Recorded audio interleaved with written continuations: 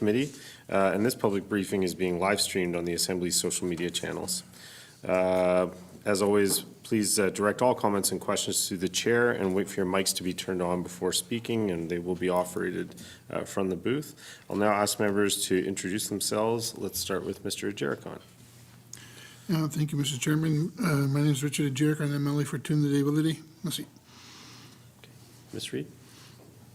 Hi, I'm Kate Reid. I'm the MLA for Great Slave. Thank you for coming today. Okay, and we have a number of members online. Let's start with Ms. Wayellen Armstrong. Jane Wayellen Armstrong, MLA for Mofi, Quechua Region. Excellent, thank you. Mr. Hawkins.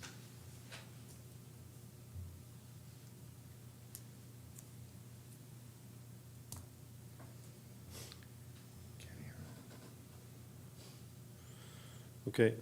Sorry, Robert, or sorry, Mr. Hawkins, we can't hear you, but Mr. Hawkins is the MLA for Yellowknife Centre, and Mr. Rogers. Good afternoon, everyone. From sunny Inuvik, my name is Denny Rogers. I'm the MLA for Inuvik Boot Lake. Okay, thank you very much. So this afternoon, we are pleased to welcome the Honourable Vince McKay, Minister of Municipal and Community Affairs, who is here to discuss community planning and the impacts of climate change. Thank you and to you and your team for joining us, Minister. Please proceed with your opening remarks, and we'll go through the presentation and then do question and answer at the end, as always. So I'll turn it over to you. Perfect. Thank you, Mr. Chair, and thank you, everyone else. I'm pleased to be here today to discuss the, with committee, community planning and climate change impacts on communities. With me today to my left is Deputy Minister Gary Brennan, and to my right is Laurie Fife, Director of Community Governance. And also with me, behind me is Jeff Ray, Ministerial Special Advisor. Community governments are on the front line of climate change effects and are actively undertaking adaptation activities. Adaptation involves preparing for future climate change or climate conditions and their impacts, as well as adjusting to immediate changes affecting their local environments. Community land use planning is one of the most effective tools to facilitate local mitigation and adaptation to climate change. Community plans include mechanisms and procedures for support to support land management practices, including regulating land use, controlling development, and informing land administration decisions. Over the past decade, climate change decisions have triggered NWT community governments to take more strategic approach when reviewing their land use planning tools. Tools like the community plan, the zoning bylaw, area development plans, and subdivision plans minimize the risks from permafrost thaw, floods, wildfires, riverbank and coastal erosion, and other natural hazards. This concludes my opening remarks, Mr. Chair, and if committee agrees, we have a short presentation for you. Yeah, please go ahead.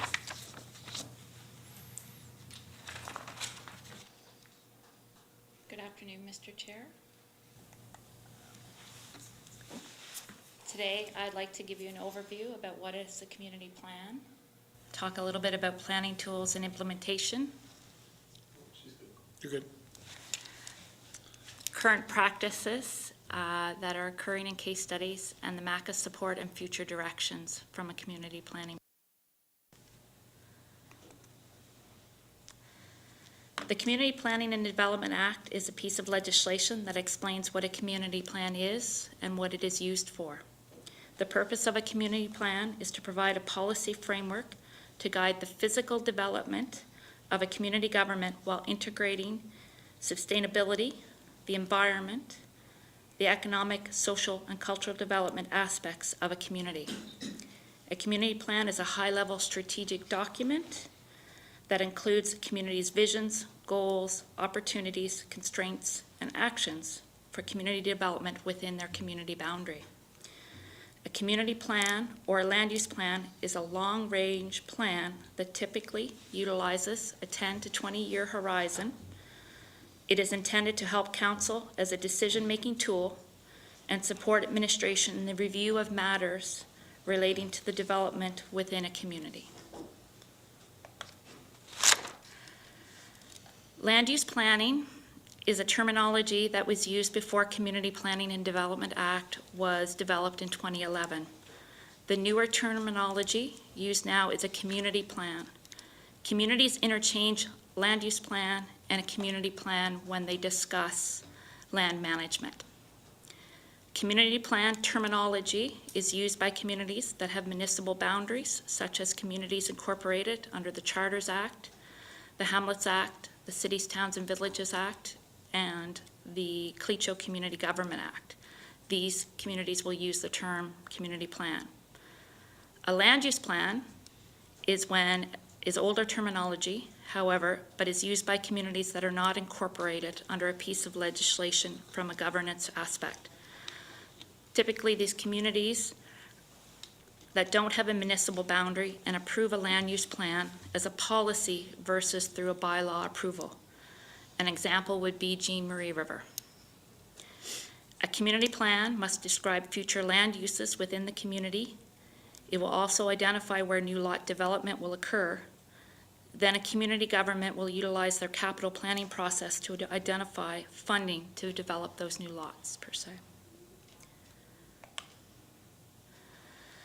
A community is not required to develop a community plan, but if they choose to develop one, it's governed on what needs to be included through the legislation. Typically, community governments want to manage the land within their boundary and wanted to manage development. If they want to do that, then they would need to achieve this goal by approving a community plan and a zoning bylaw to implement these objectives. However, I should highlight that I know it says from a legislation point of view, a community plan is not required, but once a community develops that plan, they do need to keep it updated on a regular schedule. Community plans in the NWT are reviewed every 8 years and use a professional planner to facilitate this review process. Community plan bylaws or community land use plans in the NWT are initiated and funded by community governments who will work with a professional planner to engage the community and navigate the plan review and development process. As I highlighted, a community plan should be reviewed every 8 years, and a professional planner must complete that community plan. A community plan must contain statements of policy respecting the management of any environmental sensitive lands or lands subject to natural hazards such as flood or slope instability. A community plan must include a map or a series of maps showing that the land is affected by the plan, indicating any land in respect of reference of the ESL and land management policy statements. Then when you move into the implementation of a community plan, community plans can include tools and procedures supporting land management practices. They can regulate land use. Doing so, a plan reflects the community's vision for future land use development. A community can decide how land should be used, considering factors like developmental, environmental protection, social and economic needs. It responds to emergent challenges, traditional land use tools support, infrastructure planning, land use regulation, and development controls, representing the government's ability to minimize risks and maximize the opportunities of the economic, the environment, and social change. A community designates zones for different activities like residential, commercial, industrial, or environmentally sensitive areas. A community also can use the community plan to control development, typically managed through the zoning regulations or the zoning bylaw. A community can implement a development permit process for new development. They can implement subdivision requirements to support community well-being, public safety, and efficient uses of resources. They can also use a area development plan that identifies work on how a specific area within community can be developed. And they can develop controls that often include provisions to protect natural resources and sensitive ecosystems. the last piece a community plan can do is informed land administration decisions. So it provides a governance model for the community government administration to follow. It provides guidance on how to manage land administration, land acquisitions, and land dispositions that happen within the community, as well as the GNWT, As the GNWT disposes of land within a community boundary, a cross-reference is completed with the community and with MACA to see if that action conforms to a community plan before the GNWT would potentially dispose of land in the community boundary. So the community plan is the overall goal, identifies the overall goal, where the zoning plan is the implementation tool. So currently, we have 18 communities that have completed community plans. We have 14 communities that have land use plans that are completed. And we have one community that has no plan at this time, but I do want to highlight that they are in progress of working on getting a plan. Currently in the hopper, we have 11 communities that are at different stages of creating or updating their community plan. As plans are updated, new considerations like climate change are considered and integrated depending if the impact is the issue for that community. So for example, not all communities would have flooding as an impact. So if you're in a community that doesn't have flooding, that would not be an integrated piece of climate change you would put into your plan. Over the past decade, climate change discussions have triggered NW communities to adopt a more strategic approach when reviewing their land use planning tools, considering climate change adaptation, disaster risk reduction in the face of the increasing threats of natural hazards. Climate change impacts that are also included when they community plan are permafrost thaw, floods, wildfires, and riverbank and coastal erosion are all integrated when the plans are reviewed. Over the past 2 decades, community plans have increasingly included climate change hazards reflecting the growing impacts of climate change. One example would be the City of Yellowknife's community plan. So back in 2012, their plan mentioned climate change twice, but in the 2020 plan, climate change was mentioned 24 times. So people are starting to consider these issues and integrate them when they're doing this great work. So what does MACA do to support?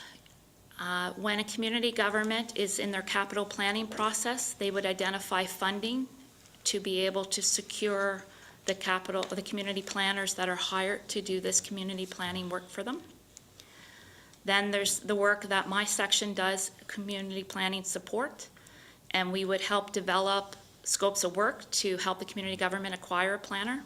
We assist with the selection of a planning consultant, if need be.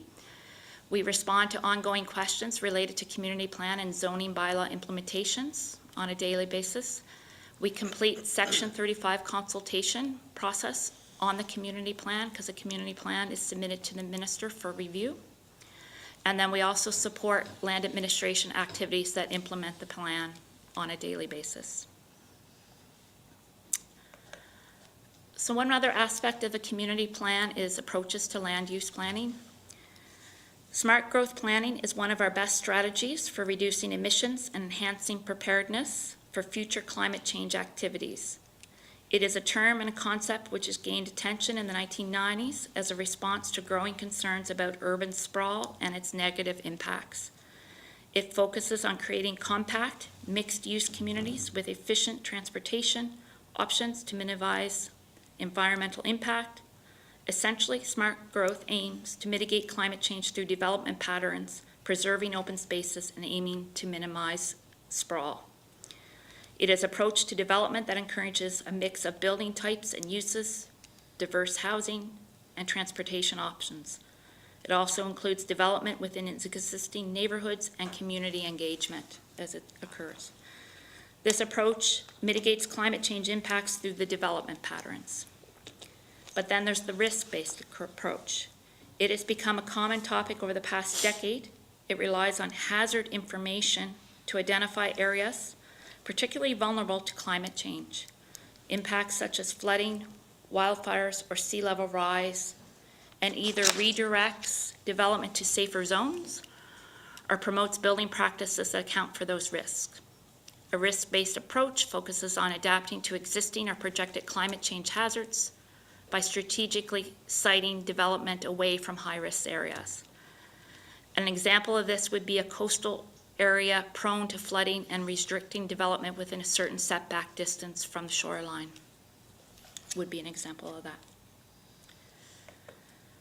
So climate change resilience through planning. Thoughtful planning makes communities more resilient to natural and human-made hazards, including all the climate change impacts we're experiencing.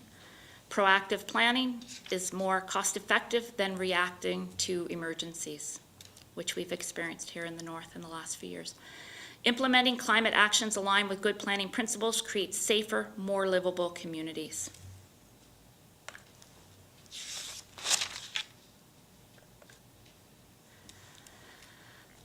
So climate change is current practice versus the legislative framework. So NW communities are integrating climate change considerations into the review and administration and implementation of the planning tools. So over the past decade, climate change discussions have triggered communities to adopt a more strategic approach when reviewing their land use planning tools, considering climate change adaptation, disaster risk reduction in the face of increasing threat of natural hazards. NW communities are integrating climate change considerations into the review, the administration, and the implementation of their planning tools, so all aspects. Currently, our legislation has no references to climate change. There are no direct references or requirements to consider climate change adaptation or manage climate change risks. However, the Act does provide for the ability to make regulations by recommendation of the Minister to include areas of respecting territorial land use policies and statements of territorial interest and their incorporation into community plans. It also identifies that you can incorporate insofar as it's practical any applicable territorial land use policies and statements of territorial interest. So a statement of interest would be an intent to protect the public interest in the use and the development of a land area. It could be established that imposes requirements to consider climate change flood risks and implement considerations in land use planning and development and permitting. This month, the Department of Municipal and Community Affairs will be releasing a community planning framework that will provide additional guidance on up-and-coming practices that are being considered or integrated into community plans across the country. This is the first step towards developing regulations. The next step includes further research into specific statements of interest. For example, flood map adoption could be one of them.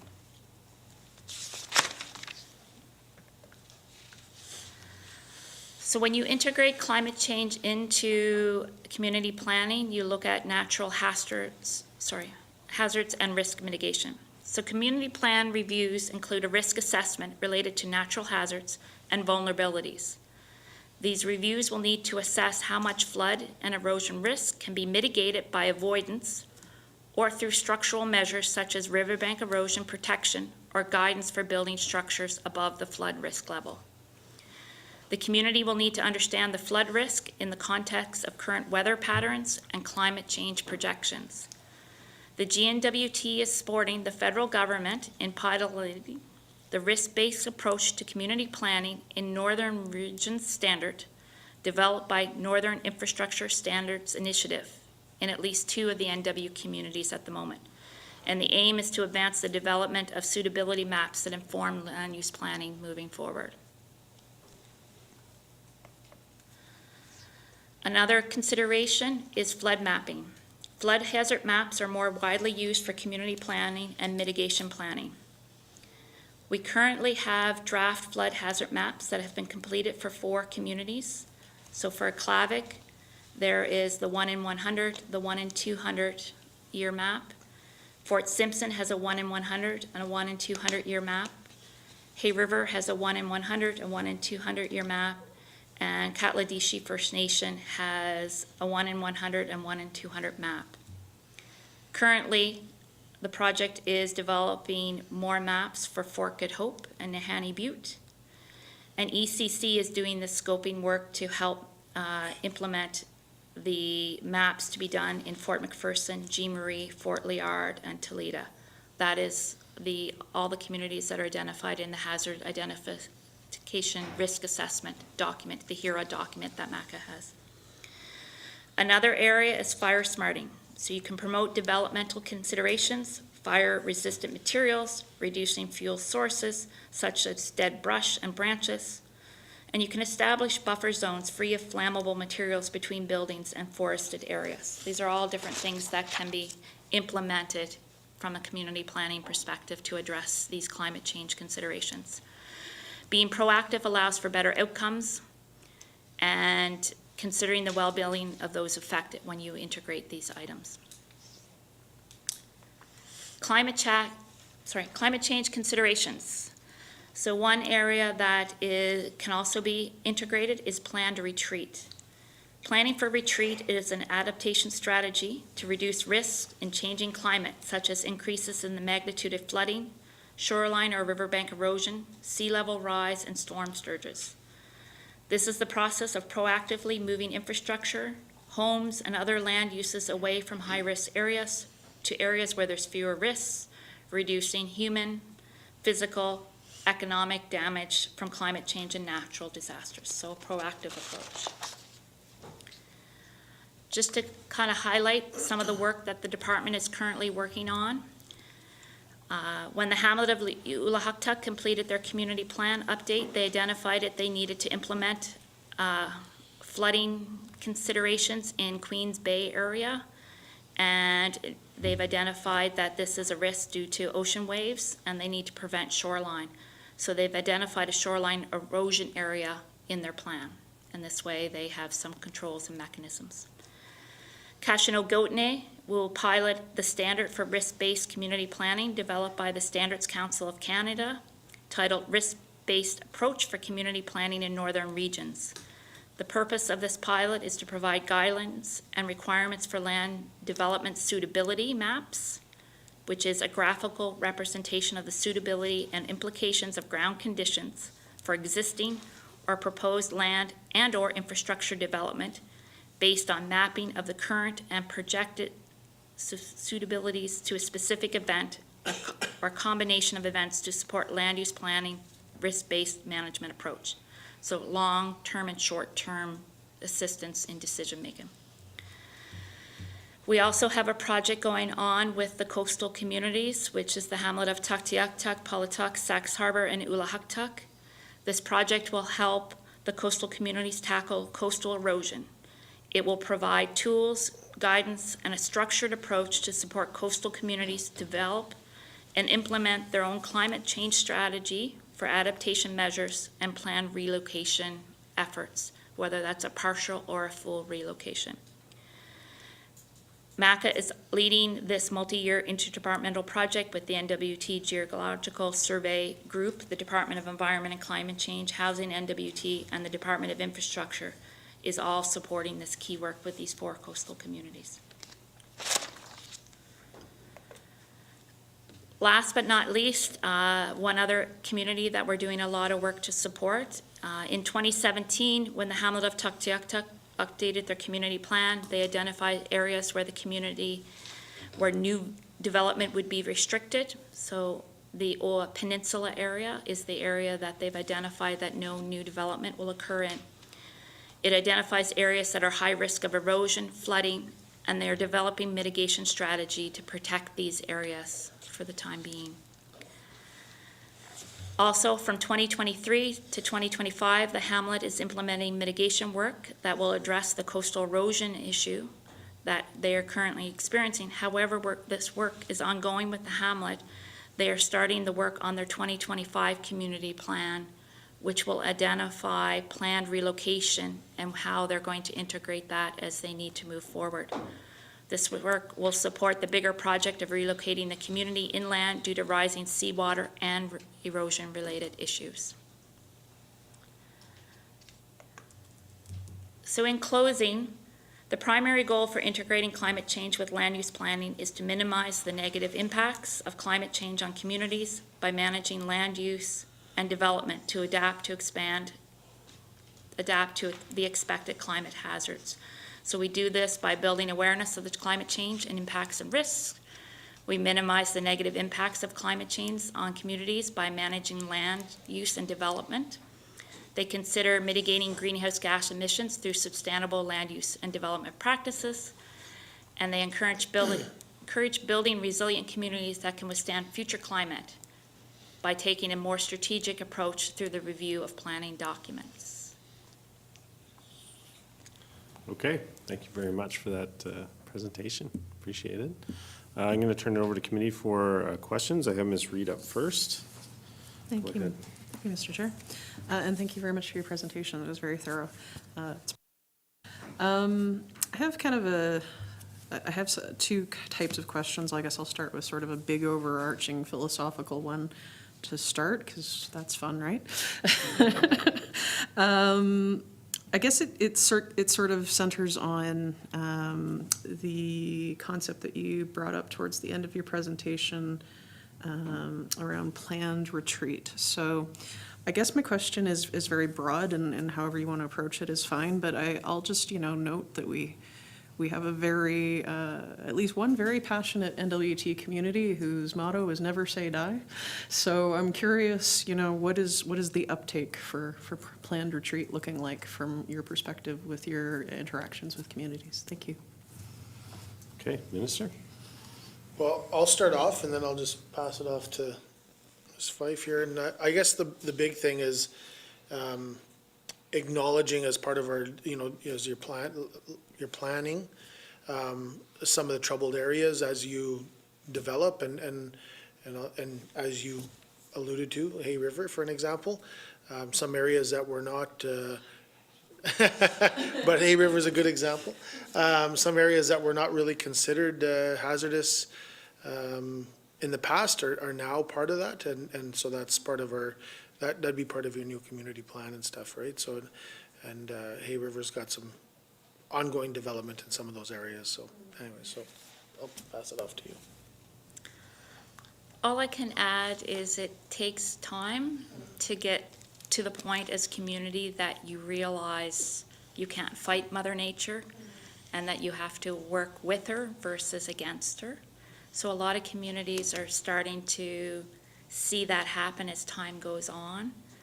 Tuck, for example, is there because we've been helping them for many, many years through many different ways, myself for the last 19, and I've seen an evolution of how they've started to think from that perspective. So it's not something that happens quickly. It takes time and discussion and leadership at the community level to really go, okay, maybe we really have to do something more proactive. Okay, Ms. Reed, follow up? Yeah, thank you for that, and I'm sure, building those relationships is top of mind for MACA too. So I want to get a little more granular on some of what you talked around the planning pieces. So it's really great that you mentioned that MACA assists communities with the funding and securing of those professional planners that are required in your process. I'm just curious, is how accessible securing those professional planners is? Is there an extensive wait to secure a contract for a community? And is every 8 years still an effective checkup metric, so to speak, considering that there's an extensive growth of climate change impacts? Thank you. Thanks. Over to the Minister. I'll just pass that off to you with your technical skills. There are lots of community planners out there. So when they do go out for an RFP, request for proposal, they are getting multiple bids from multiple consulting companies. So that is a positive that there's people out there wanting to provide that support, which is great.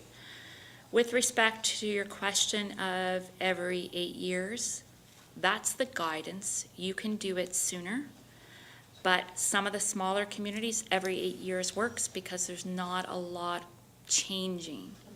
However, if I use the example of the city of Yellowknife, it takes them 2 to 3 years from when they start a community plan update until they get the community plan updated.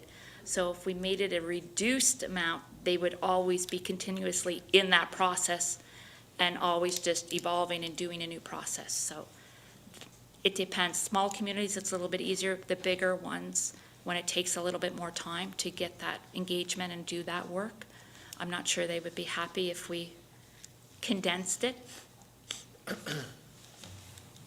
Oh, no, I was saying, no, we don't want to condense it any further. You can ask another question, yeah. Thank you, and thank you for that clarity. I really appreciate it. So, insofar as you spoke to changing perhaps a little bit of the approach in terms of building out a regulatory approach as well, and a statement of intent, can you expand a little bit on what you envision, sort of a whole suite of tools available at your disposal to better help communities, what your vision for that looks like? Thank you. Thanks. Over to the minister. I'll pass it after. It's technical stuff for me.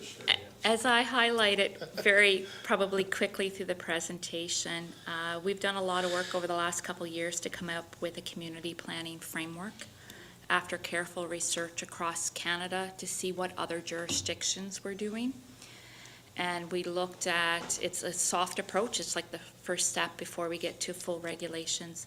And we're going to have a suite of guides, accessibility, climate change, it explains how we do consultation on the plans, flood mapping adoption, all of these things are included in some of that work.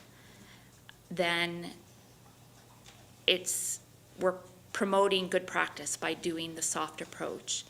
Doing the regulations and getting there takes a little bit more research, and we can get very strict, but there's a whole engagement of how much do we want to dictate under a piece of regulation and make communities have to do versus promoting good practice. So there would be some discussion that would have to be had when we try to do the regulation work, but we were trying to get some stuff out there to say, hey, consider these things like accessibility, asset management. We've also included sites that are of historical value. There's a guide related to that, like I can't think of the terminology. Archaeological sites. So there's a guide around that people can include and integrate when they're community planning if they happen to have something in their municipal boundary related to that. Good, thank you. I have Mr. Rogers next for questions. Awesome. Thank you, Mr. Chair. Hi, Lori. Nice to see you, although virtually. Lori's a former Nuvik resident. Just a couple of questions. One, I guess, a little bit on you spoke a bit about the regulations, but the uptake of responses from the communities, I guess, have they been, how's that? Can you kind of speak to that, as well as maybe some of the biggest challenges you're facing right now? Thank you. Yep, I'll go to the minister first. I will pass it after, please. I just need clarification, MLA Rogers, on the uptake of doing community plans or integrating climate change into community plans.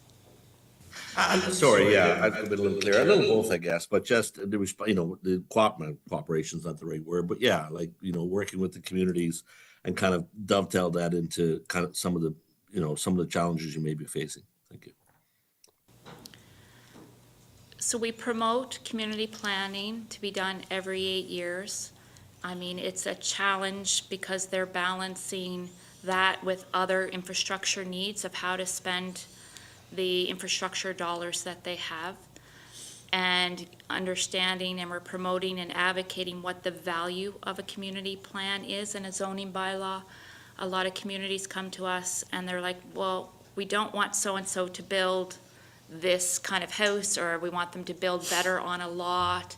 How can we do that? So we promote that from a perspective, if you have a community plan and you have a zoning bylaw, in the zoning bylaw is where you can put all of those restrictions so that you can manage how things happen in your community. So that has taken a lot of uptake. Some communities struggle. They start a community planning process. They have change in leadership, change in administration. Things work well, or they stop for a little bit, and then trying to help them pick that back up is one of our challenges.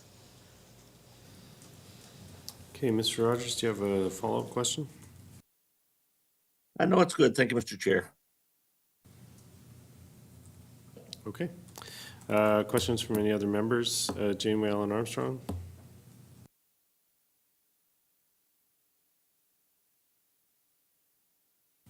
Yes, thank you. Thank you, Mr. Chair. I know that, like she also mentioned that climate change, it's beyond our control. We know that, and I know that she also talked about the community plan, community planning.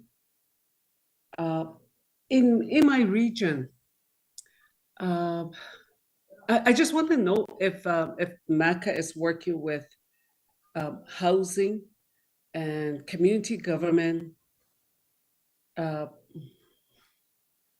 regarding the climate change, regarding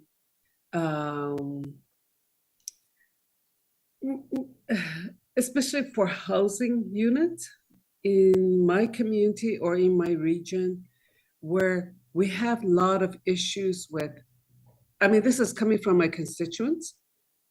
They have a lot of issues with a house that was built by NWT Housing is sitting on a muskeg. And now with the permafrost melting, a lot of them are worried that, their house is gonna sink or fall in the water. So I just wanted to know, I know, but this was done prior to our Klitschko agreement sign. So I just wanted to know if MACA is working with community government identifying some of these issues, problems in my regions, in many of the, in 4 Klitschko communities. Thank you. I'm not sure if the minister wants to take that question, or? I'm going to get the deputy minister to start, and then the director will continue on that. Yeah, thank you, Mr. Chair, and thank you, member, for the question. So I guess the short answer is that I guess our community planning is about planning for the future, and we're not specifically working with housing on those types of issues where where the permafrost is thawing and the houses are slumping, although that's what we want to prevent in the future. So one of the things that we are working on is climate change impacts in all communities, including in the Klitschko region, to help them identify areas where you should or should not build. So one of the things that we're working with communities on is doing geotech drilling for checking out the land for new developments to make sure that you're not building on a place where in 10, 20, or 50 years down the road there's permafrost present that could basically degrade over that period of time. So I don't think we're working with housing on older houses per se, but if housing were to be looking to move or construct houses, we would work with the community on having a suitable site for houses in the future. And maybe I'll just pass it over to Ms. Fife to add to that. Thanks. So when a community hires a community planner to help with community planning, they work with different departments to identify different needs. So for example, some of the new initiatives with housing, they're going to multi-generational homes. So they would look at, do those multi-generational homes need additional lot sizes? Again, it helps inform the community plan. As Deputy Minister Brennan mentioned, there's a lot more work now. You can identify a proposed area to move to if you were going to build new houses, and the community plan will identify, the new terminology is land use sustainability. It's LiDAR data, it's geotechnical data, and there's 3 different pieces of data that should be used to decide where a new subdivision or a new area should be built through the area development plan. So all of that stuff is discussed and identified before potentially a new subdivision gets built somewhere. These key pieces should be looked at to make sure the proposed location is a good location. Okay, thank you. Ms. Whalen Armstrong, do you have a follow-up to that question? Yes, thank you. Thank you for the, thank you. Another one too, well, it's talking about that specific issues. These houses were built in the 90s, and there's 4 houses. 2 are write-off because of the permafrost thawing, and it's a write-off. So the tenants, or it was a mortgage, part of the mortgage that housing provided. So that's a write-off, and those houses, it's not livable. But there's other 2 tenants have serious issues because they're living where the lot was developed. It's near a small creek. So that is a major issue. So my constituents have been asking that they have, like a lot of house issues as a result of that, building next to the small creek, and then with a, it was part of the community planning. They've been asking to have their house moved to another location. And so I just want to know if MACA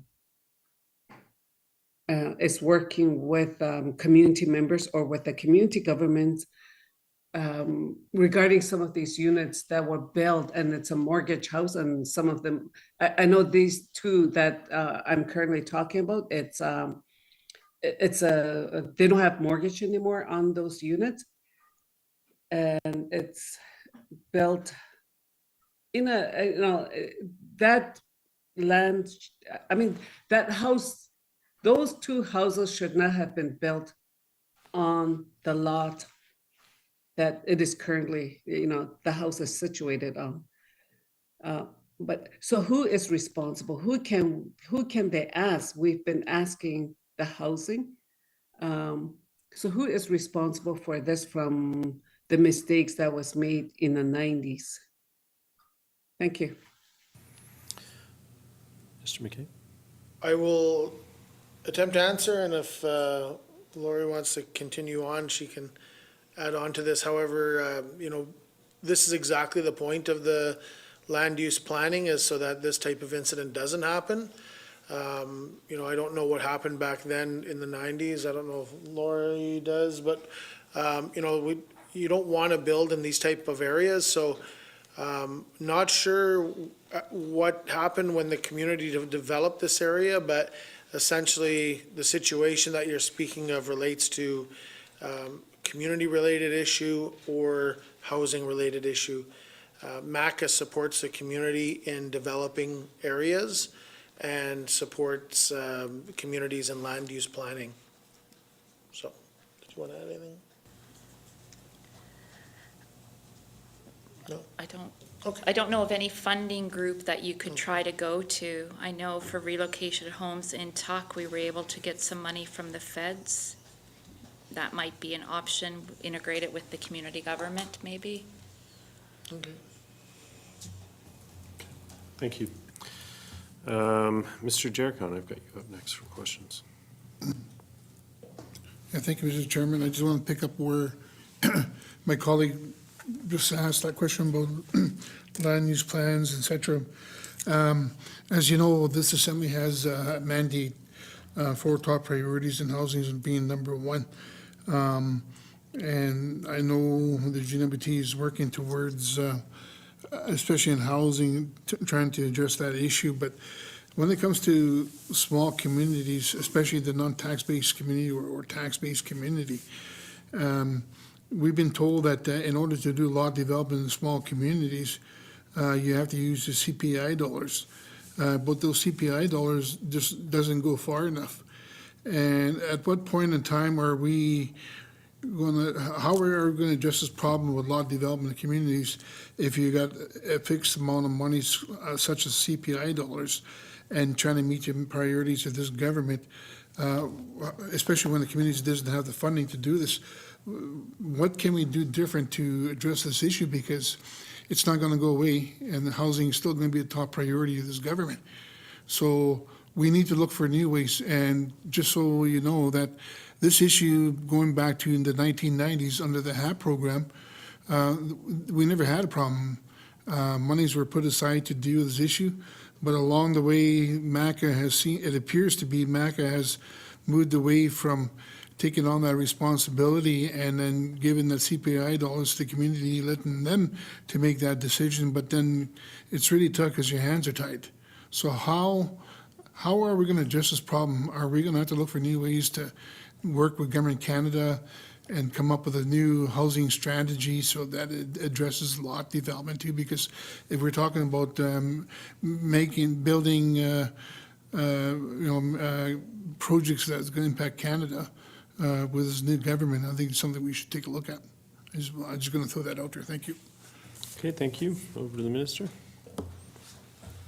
Thank you. Yep, funding's an issue in every community. It's not just with the smaller communities. Capacity is probably an issue in some of the smaller communities, and I think that's where a lot of times MACA steps up to assist communities and stuff like this, doing plans, community plans. So it's although, small communities may have issue with their funding dollars and how they utilize them, I think, every community has that capacity or that funding issue. So a smaller community may have an issue developing one lot. A larger community has an issue developing 10 lots. So it's all in, just in the capacity of funding. It's definitely an issue across Canada. It's not only here. And, it's something that's been addressed many times, and we're still bringing it up with our federal counterparts on trying to get more money for smaller communities or all communities, especially in the north because of the cost of living and doing all this stuff. So, our goal here with this is assisting communities in community planning. And there's also an opportunity that MACA can also assist with strategic planning on how they strategically spend this money. They may not need this thing right now, but, they want lots for housing. So those are all priorities that a community government needs to work on. That being said, when it comes down to housing initiatives, that's another issue all on its own. So with that, for the most part, we are continuing to lobby for more funds for communities. So, thank you. Excellent, thank you. Mr. Jericon, follow-up? Yeah, thank you, Mr. Chairman, and thank you for that. We already know that communities are totally underfunded. It has been for a while, and I guess we're going to have to think different in terms of trying to keep up the demands, because housing is not going to go away. I mentioned time and time again that we're at best, maybe about 7,500 homes short today. And having said that, we're going to also need 7,500 lots. And MACA doesn't have the money, communities don't have the money. And going forward, I think we need to look at new ways to work with Government Canada, especially with the new Prime Minister in place now. They're talking about building 500,000 homes. And having said that as well, the GNBT, in terms of trying to identify projects to go forward in this federal government, is that we're going to have to start working with Indigenous governments to come up with some, major projects that housing should be number one and lot development should be part of that. So I haven't said that, maybe it's time that we trying to find a way how we could bridge that, and then trying to figure a way where we could even bring back the old HAP program that has the home improvements, senior IRP, and public housing component to that. But at the same time, Indigenous governments also wants to be empowered. So that means that, we should look at new ways to bridge how we could fund the communities to undertake a lot of these responsibilities. So anyways, I'm just going to put that out there more or less to say to you that we're going to have to figure a way to bridge that gap now between Canada and Indigenous governments to fix this problem, because it's not going to go away. And we have to think outside the box in this one. So anyways, I'm just putting that out there. Thank you. Thank you. Minister? I don't know if there's really a question there, but a general comment. I would say that, you know, I've got a good working relationship with the Minister of Housing, and I know we've spoken to the former Minister of Housing in regards to some funding and trying to utilize it for accessing lands with existing homes on it to infill. There's a lot of land available that is underutilized, and that's all part of, even as this community planning. Infilling is important because that's already developed land that we could utilize and cheaper. So that being said, I think this government has been working hard with the federal government to do exactly what you're saying. So I totally agree with you, and I think there's an opportunity for us to continue going in that direction. Thank you. Are there any questions from members who haven't had a chance yet for round one? That would be Mr. Hawkins. Okay. I have a couple questions I wanted to ask. I'm good, Mr. Chairman. Okay, thank you. Can you hear me? Yeah. I'm good. Thank you. Thanks. Yeah, I just, noted the presentation kind of highlighted climate change concerns, smart growth concerns. But as the minister is well aware and was just talked about, one of our prime issues in this assembly has been housing.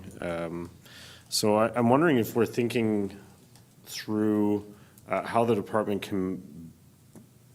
can ensure that they're quickly facilitating housing development when municipalities are coming forward with it, reducing any barriers to development that are intrinsic to community planning and zoning and all of those things. How does the department play a role in that? And have you been thinking about the department's role in, the various kind of regulatory barriers to just getting housing up and running? Because that has become one of the key challenges of our time. Thanks. Thank you.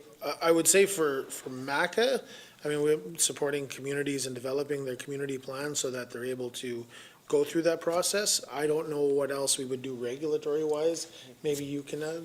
I'll start. Gary, can I, Deputy Minister, can I add that? Okay. Yeah, thank you, Mr. Chair. And so one of the things, housing, obviously, and land for housing is one of the mandate items. And one of the things that we do on a regular basis, our capital planners work with communities to help identify where houses can be built. So that's one of the things that our capital planners do. They meet with the communities on a regular basis, and one of the things they meet about is expansion houses. The biggest thing that's come up in the short term is derelict housing, right? I think we talked about in this room before, even derelict housing, and we just signed the $74 million agreement for CHIF, the Canada Housing Infrastructure Program, where demolition of derelict housing is not eligible. We're working with Canada right now. We had a soft commitment from a prior minister who didn't get reelected, but working with the new minister now to try and make change to that agreement to allow for derelict houses. We see an opportunity for short-term to remove derelict houses. We have issues in all of our landfills and small communities, so the derelict housing have to be not just demolished, but also shipped south. It's a challenge, but there is potential funding available if we can move that, move the lines on that agreement. So they've indicated that they're likely willing to go back to Treasury Board to change that. There's a Treasury Board thing. So that's one of the things that we're doing as well in conjunction with Housing NWT on that one there. And really, we're working with DOJ and some other ones on transfer of houses and land. When someone is deceased, there's been some issues with that there. There's legal implications because there's no wills in place, and trying to figure out some things along that as well. But from a MACA point of view, capital planning, community planning, and the agreement that we're managing is what we're working on. We're also continue to work with federal government on new funding. So right now, going back to the members' comments about not having enough CPI, is if we can get some more federal funding for core infrastructure that's not housing, then communities can spend their CPI money on housing development in the community. So we're trying to get more funding just to what I would say the day-to-day operations, fixing roads, ditches, whatever the case may be, so that they can use their own CPI dollars, which have more flexibility. So that's something that we're continuing to advocate as well, and we're working with the other territories on advocating together on that one there. So there are some things that we're doing, but I think short-term success is in derelict housing. And if we can achieve that, then we'll have some short-term wins. Thank you. Thank you. And along a similar thread, I noted that the presentation highlighted smart growth principles, prioritizing infill over greenfield development, but are those requirements of community plans, or are those just things that are encouraged? Like, are communities required to do those things? And I ask that question because the lack of available land in our community in Yellowknife, of course, is one of the big issues that has been coming up, and continues to be an issue. And I'm just wondering, are we kind of putting requirements on the community that are making it very difficult for the community to bring land forward for development, which is contributing to the housing crisis? Can we speak to that a bit more? Are these requirements that we're forcing the community into, or are they kind of more of an encouragement? I'll pass it off to Deputy Minister. Yeah, thank you. I think first of all, a community plan is the community's plan. It's not MACA's plan, so no, there's no requirements per se.